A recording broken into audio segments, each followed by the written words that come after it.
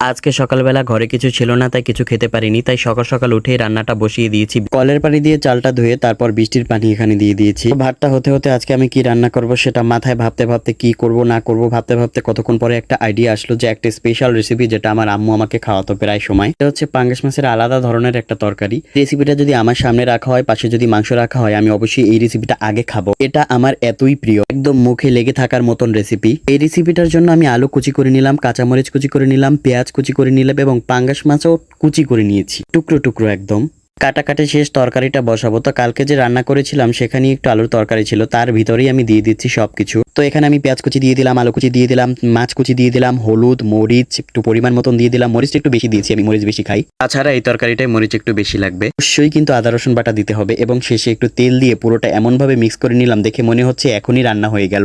এরপর এটাকে চুলায় বসিয়ে দেবো, অল্প একটু পানি দিয়ে দিব আর অবশ্যই চুলার জালটা মাঝারি লেভেলে রাখবে। বেশি পানি দিলে কিন্তু তরকারিটা বেশি ভালো লাগবে না। এখন আর কোনো কাজ নেই, কিছুক্ষণ পর পর উঠে একটু লাড়াচাড়া দিয়ে দেবা, ব্যাস হয়ে যাবে তোমার তরকারিটা। এবার হচ্ছে আসল কাজ, জিরা ভেজে নিতে হবে। অবশ্যই জিরা ছাড়া কিন্তু তরকারিটা একদমই ভালো লাগবে না। জিরা ভেজে পুতা দিয়ে ছেঁচে তারপর তরকারি রান্নার শেষে দিয়ে দিলাম। উফ, তরকারিটা দেখতেই সেই লাগছে, ফাটাফাটি।